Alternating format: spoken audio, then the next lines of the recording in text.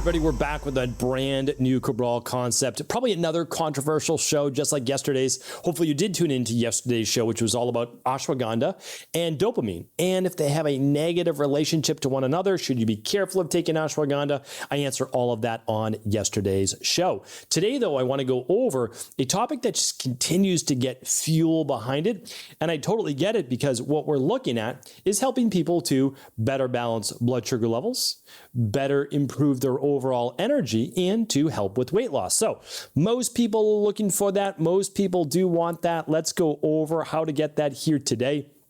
And this has actually been talked about for many, many years. And what I wanted to share with you is the latest National Geographic article. So basically it said there's a specific order of eating your food that, when followed, will allow you to have more energy, more balanced blood sugar, and better weight loss. So let's get into it. And the formula was actually really simple that they laid out. And I like how they wrote it in the actual article. But of course, there's been many books talked about this. I've shared it myself many times as well, since they spoke about this in Ayurveda many, many years ago. And that was for those people that are looking to lose weight, transform their body, improve their own metabolism. Let's talk about metabolism just for a moment. So when you think about metabolism, what is it? Most people think about, well, it's weight loss, but it's not. It's actually the circulation in your body of blood flow. It is your hormones and the strength of those hormones in terms of your thyroid, estrogen, progesterone, testosterone. I already said thyroid, but your balance of hemoglobin A1C, so your blood sugar levels, your insulin levels, and much more. Like, this is the cardiometabolic properties of your body. So this is the systems of the body working, and yes, weight loss is one part of that. But when we look at overall metabolic function, what we want to understand is that weight is a sign that your metabolism is lowering. And that's why it's just an easy sign for people to see. Okay, so does this apply as much to people who are naturally thin, losing weight easier, etc.? No, not as much. It honestly does not. They're better balanced in terms of their hormones, especially something like insulin. But let's say that you are specifically focused on transforming your body and probably maybe looking to improve your blood sugar levels with something like type 2 diabetes. Maybe there's some blood pressure issues, cardiovascular issues. You find your waist starting to expand a little bit. Yeah, understood. Like, we can start to look at this. So here's what Ayurveda said. And it's backed up by, what people are talking about. They're writing books about it. National Geographic, again, has this article. But they're essentially saying you want to front load your meal with fiber. Makes total sense. So why? Well, when you are looking to better balance your blood sugar levels, you're looking to get more fiber in. Why are you looking to get fiber in? Because it slows the digestion of whatever is to come next. And it helps level out blood sugar to a great degree. Plus, we know fiber helps with, well, we talked about this on, I believe actually, we'll be talking about tomorrow with our 5 drinks that help to lower cholesterol. So when you look at fiber specifically, it can help with blood pressure, type 2 diabetes, so blood sugar issues, and it can help with cardiovascular issues. So pretty impressive, right? But here's the thing. Whatever we put next is going to start to slow. So that's a good thing, but also we have to be careful. So if we have a lot of fiber first, and then I'll give you what we want to do, and then I'll share what you wouldn't want to do. So what would be a lot of fiber first? It would be just some cut up veggies, or be a salad. So like, let's say that you're getting ready to have dinner. Maybe you have some veggies out, right? Some veggies and maybe even a little bit of hummus dip. Like, okay, no problem. So we've got chickpeas, fiber, right? And that's pretty balanced protein, carbs. And then we've got the fiber in the veggies. Okay. You could also just have a salad. So what do a lot of people do? Especially we taught our clients as well, because you also want to try to control your appetite, literally the amount of food that you're putting into your body. So we say, when you go out to dinner, you're going to be able to enjoy yourself, but why not get a salad first? Right? And I'm not talking about a Caesar salad with extra dressing. Delicious, but not the healthiest thing to start with. So what we typically say is start with an arugula salad, start with a mixed green salad, add a few beets there if you want, something tasty like that, but don't get all of the dressings. The dressing is going to be a little bit of olive oil and maybe a squeeze of lemon for a little acidity, or maybe add a little bit of apple cider vinegar, etc. Okay, pretty easy, pretty straightforward. Now we're getting fiber. We're filling our belly a little bit. It's taking a little while for dinner to come, so we're already starting to feel a little satiated. That's what it's all about. Okay, next up, what are we going to have? Well, we're going to have protein and our healthy fats. So protein or healthy fats might be If you're on a vegan-based diet, it's going to be beans, legumes, etc. If you're following pescatarian, you can have your fish, and then you have meat, etc. that you can consume. Okay, so that's going to be your protein. Your protein is again, unless you overeat on protein, it's going to be pretty stabilizing for your blood sugar. And same with fat as well. I'm going to talk about fat though just for just one moment. The healthy fats that most people want to stick to are olive oil. Don't go overboard because it's still 130 grams per tablespoon.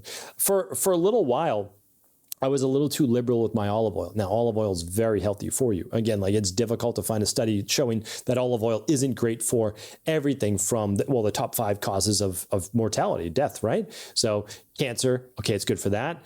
Heart disease, good for that. Blood pressure, good for that. Type 2 diabetes, good for that. Alzheimer's, great for that. So it's like, it's good for everything. And so here's the thing though, but it can be overdone.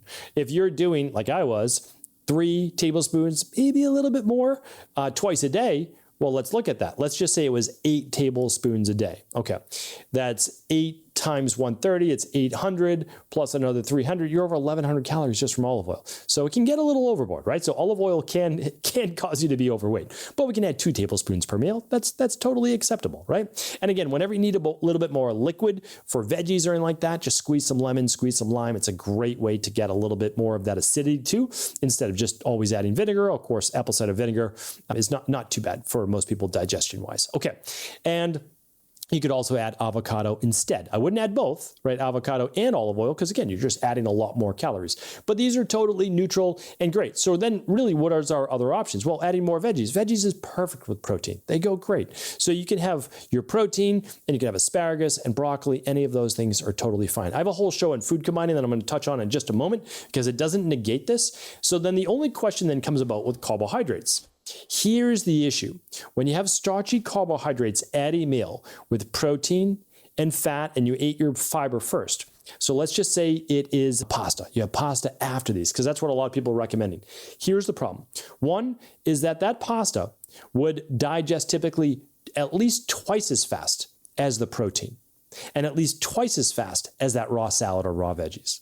Okay, pasta, much faster to digest. It's a simple starch. I mean, you call it a complex carbohydrate, but it's already been processed. It's been broken down, right? So when we eat that, it's going to break down faster inside of our gut. That means for many people, it can cause bloating and it can cause gas and a lot of distension in your stomach if you put it last. If you were to have it first, again, I've got a great show on food layering for people with digestive issues like bloating, gas, etc.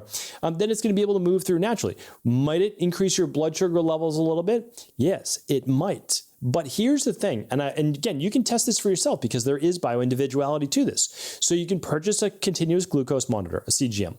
My favorite brands are always at stephencabral.com/resources. I've got tons of different companies there that I love to recommend to people. So when you put one on, this is what I want you to look for.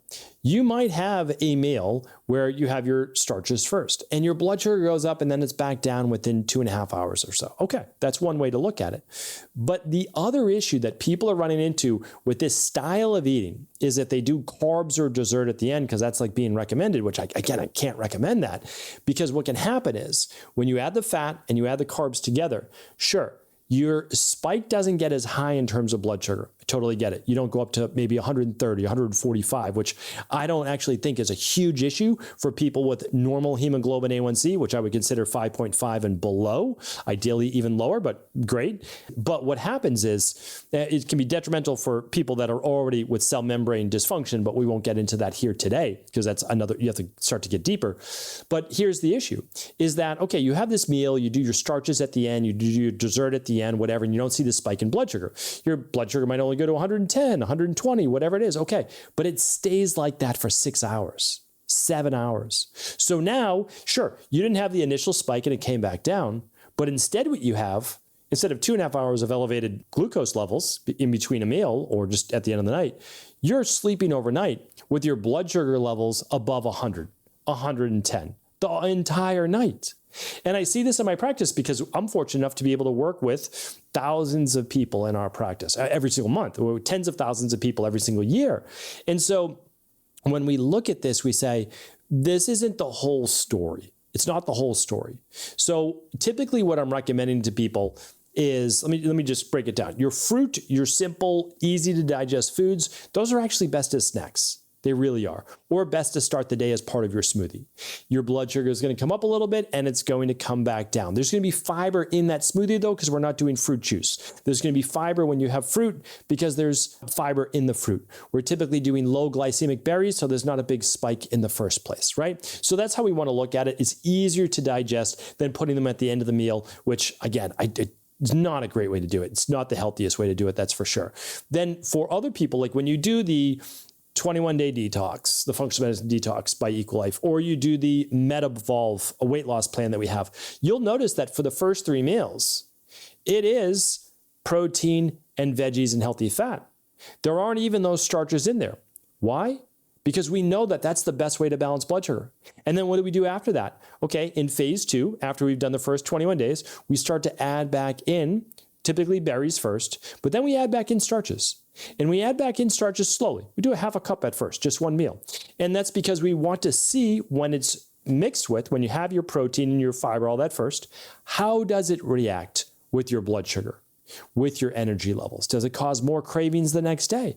This is where it goes back to bio-individuality, because it takes, believe it or not, it takes 3 to 4 months, 90 to 120 days. That's where we look at for hemoglobin A1C, your average measure of blood sugar essentially over the last 3 months. So when we're looking at this, we have to remember, it's not changing deeply for 12 to 16 weeks. And that's because you have about 25 to 30 trillion red blood cells that also need new cell membranes made up. And yes, millions of those are turning over every single day. But at the same time, it takes time for all of those to get healthier. This is why a good program or protocol looks in terms of 12 to 16 weeks rather than 7 days, right? Or just 21 days. 21 days is a great start. That helps to just clean up the nutrition and really better balance hormone levels. It really does do that. I mean, honestly, you'll see a big change in those first 21 days. But in order to affect larger change at a deeper level, which again, Ayurvedic medicine spoke about as well,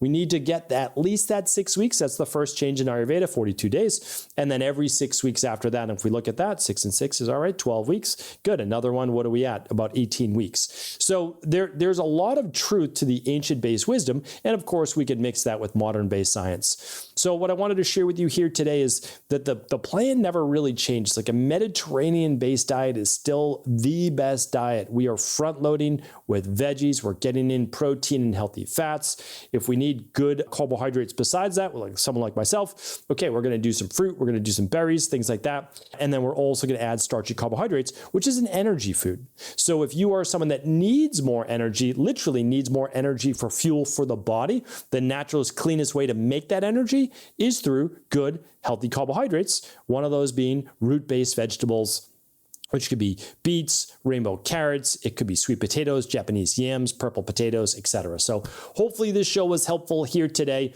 And whenever you want to put things to the test, remember, all of this is now available to you. You can run something like the stress, mood, and metabolism test to get your hemoglobin A1C levels, your insulin levels. It shows all your hormones and thyroid as well. So that will be very helpful. You can also get yourself a continuous glucose monitor, and you can play around with different meals. Just remember, the meal on one day could affect you differently on the meal on another day based on stress, how quickly you ate before that, your sleep the night before. So try to stick to a regimented plan for at least a week, and then you can switch that the second week and see how it affects you then. Again, hopefully this show was helpful. As always, if it was, do feel free to share this show with anyone you believe it could serve. Take care, buddy. Have an amazing rest of the day. Thanks so much for tuning into today's show. Before you go, don't forget to hit that subscribe button. I want to make sure that you're getting our daily content, not missing out on anything functional medicine, wellness, weight gain, weight loss, anti-aging, living longer, stronger, and all of the most cutting-edge research. And if there's any topics you want to hear, feel free to leave them in the comments below. Take care.